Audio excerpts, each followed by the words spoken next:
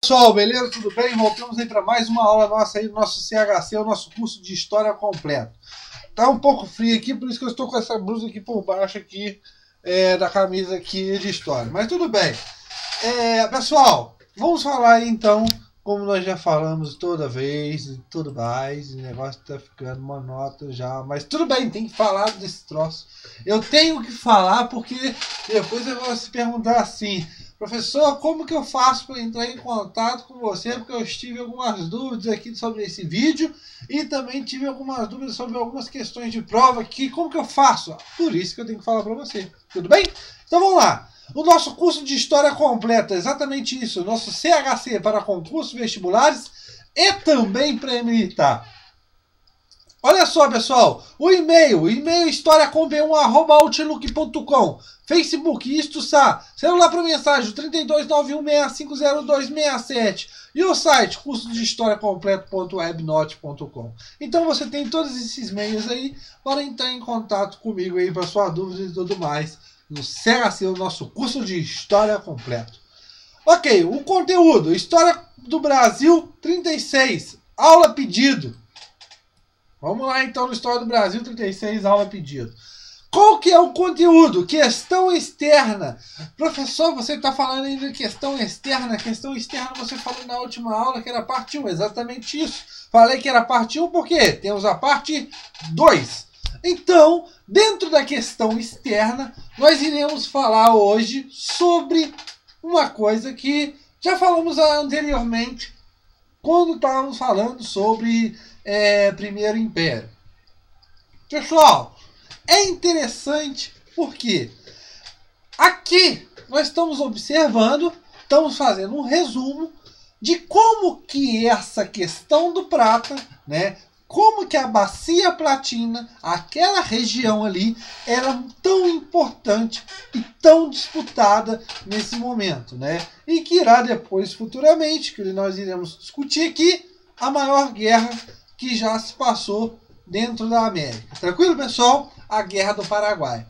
Então, estamos aqui discutindo essa questão sobre a importância da bacia do prata. Falando tudo mais, é por causa que o prata tinha que ser de tal e tal e tal país.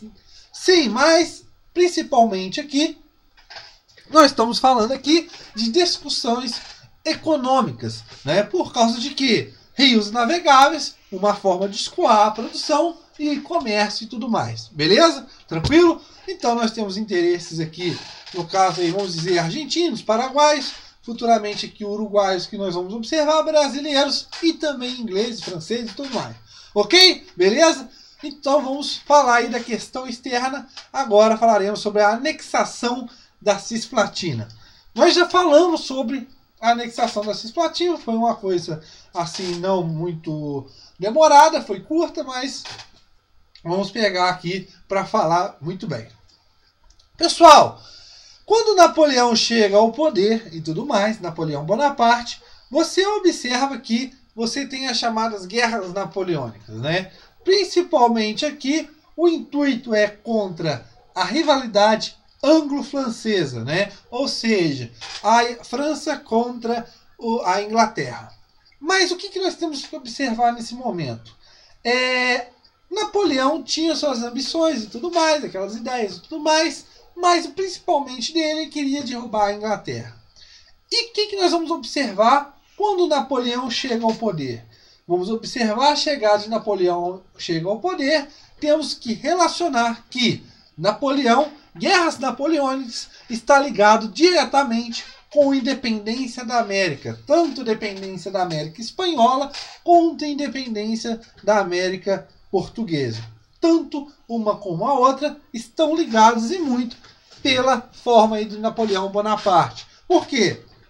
Nós vamos ver mais à frente que Napoleão Bonaparte, com aqueles países, né, que não querem aliar-se, né, ao bloqueio continental, eles serão invadidos e, consequentemente, serão esses países, Portugal e Espanha, esses que têm os grandes domínios na América. Tranquilo, pessoal? Beleza? Então, Napoleão Bonaparte está relacionado diretamente com independência de colônias, tanto espanholas quanto portuguesas, ok?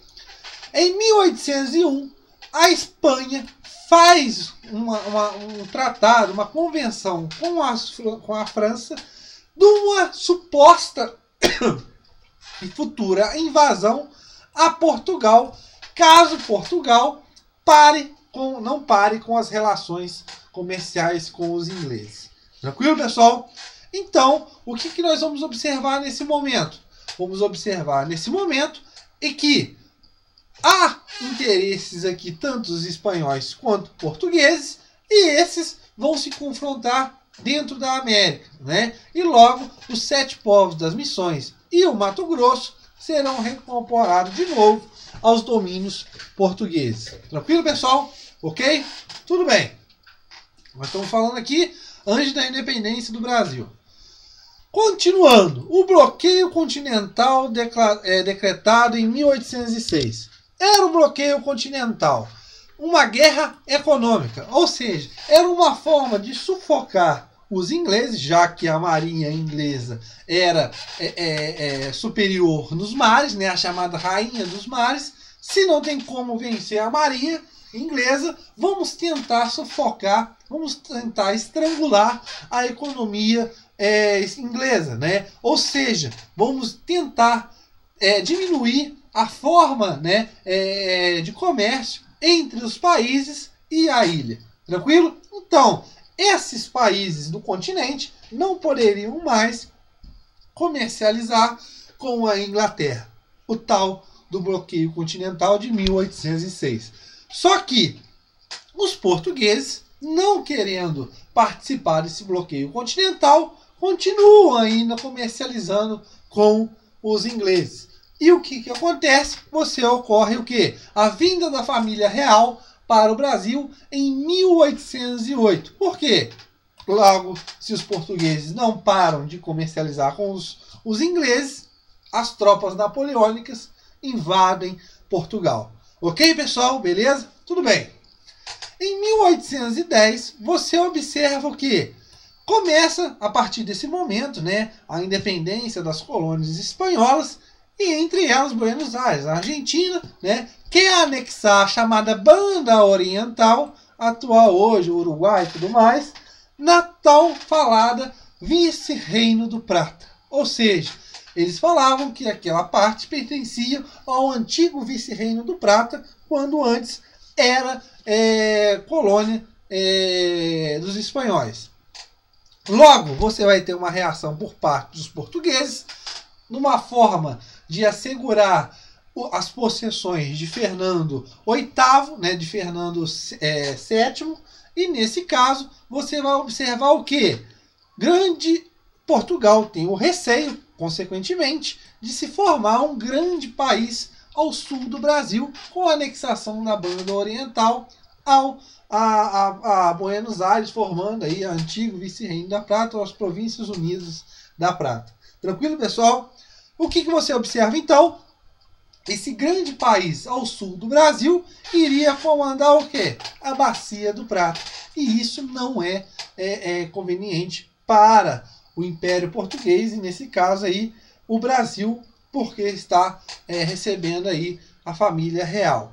Logo, você observa que Dom João vai lutar contra isso, vai defender, nesse caso, aí, os interesses de Fernando VII, mas no intuito aí de não deixar que Buenos Aires pegue aquela porção toda ali e fique com o domínio total sobre a Bacia do Prata, e Dom João invade em 1817 a Banda Oriental. Tranquilo, pessoal. O que você vai observar nesse momento? Dom João invade, repele aquelas rebeliões e tudo mais ali, consegue invadir e tudo mais. Só que, após a derrota de Napoleão, Fernando VII volta ao trono da Espanha, e nesse caso ele protesta que os lusos brasileiros, nesse momento, estão invadiram a Banda Oriental.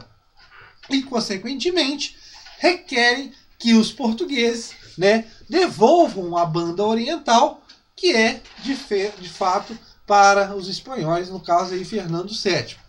Ou seja, Portugal aceita devolver com uma imposição, ou seja, uma indenização pela devolução da banda oriental aos espanhóis, pelo motivo que eles gastaram ali para manter a paz.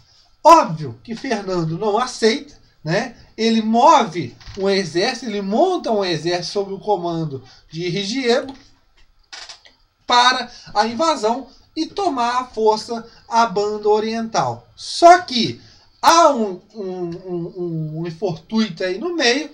O comandante e o Riego, ele rebela em 1819 no porto de Cádiz.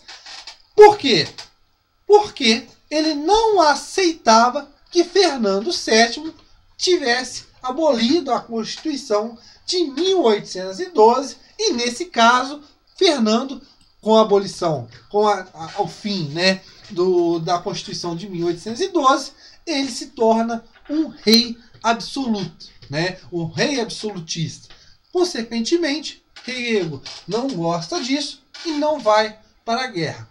Essa rebelião, né, essa revolução, vamos dizer aí, de Riego, ela, consequentemente, leva à anexação, por de fato, da banda oriental em 1822 ao Brasil, né? Nesse caso, chamando de província da Cisplatina, né, onde hoje é o atual Uruguai. Tranquilo, pessoal? Então, a partir do momento em que a província é anexada, nós vamos ter, entre N outras coisas. Já no parte da independência do Brasil, né, quando o Brasil se torna independente, nós vamos observar que essa banda oriental, né, essa província da Cisplatina, começa a se rebelar, querendo a sua própria independência. Então, vamos falar agora da formação da República Oriental do Uruguai. Beleza. Após a independência do Brasil, como nós já vimos aqui no nosso CHC, você tem aí as diferenças, né? Uma divisão entre o pessoal que era ligado a Lisboa, né, as cortes, e o pessoal que eram os brasileiros, né? Você vai ter as revoltas e tudo mais, eles vão lutar e tudo mais. Vai acontecer a mesma coisa na província da Cisplatina. Haverá uma divisão dentro da província da Cisplatina, aonde você tem pessoas que vão apoiar as cortes de Lisboa, no caso aí do Dom Álvaro de Costa, né? E no caso aí do Brasil, você tem pessoas que vão apoiar o Brasil, no caso de Carlos Frederico Lecor. E também pessoas, né, algumas pessoas que vão apoiar a anexação, a continuação da província da Cisplatina para a província Unidas do Prata, né? Ou seja, a atual Argentina e tudo mais, que queria formar, que falava que aquilo ali pertencia ao vice-reino do Prata, da antiga colônia espanhola. Tranquilo, pessoal? O uruguaio, ele vai abrir a boca, né? Ele vai começar a contestar o Laveja, um chefe uruguaio, né? E tudo mais, na Assembleia de Flórida, em 1825, dizendo que teria que cortar esses laços, tanto com o rei de Portugal, quanto o Império do Brasil e qualquer outro universo. Ou seja, queria logo essa independência. Consequentemente, Buenos Aires vai, com esse movimento de Laveja, ele vai levar no Congresso de Buenos Aires em 1825, né? Isso aí acontece, essa Assembleia acontece em agosto e o Congresso acontece em outubro de 1825, que fala que agora a província da Cisplatina estava anexada a Províncias Unidas do Prata. Ou seja, ela tinha sido anexada à Argentina. Óbvio que isso leva a uma contestação pelo Império do Brasil e leva a uma declaração de guerra. Ou seja, entra em guerra o Brasil contra a Argentina.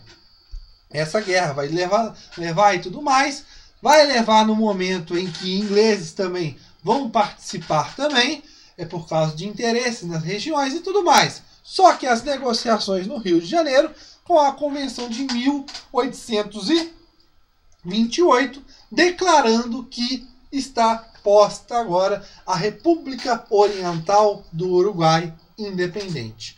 Tranquilo, pessoal? Então nós vimos aí a Guerra da Cisplatina, nós vimos aí a anexação da província da Cisplatina, vimos também aqui a independência aí, da República Oriental do Uruguai, e vimos que essas disputas nessa região da Bacia do Prata, por causa de situações econômicas, leva a esses conflitos entre ora Brasil, ora Argentina, ora Uruguai, ora Paraguai, e nós vamos observar nesse momento por causa da navegação, por causa desse comércio, por causa dessa escoação desses produtos. Beleza, pessoal? Na nossa próxima aula, nós iremos falar sobre a guerra contra Oríbes e Rosa. Tranquilo, pessoal? Um abraço para vocês.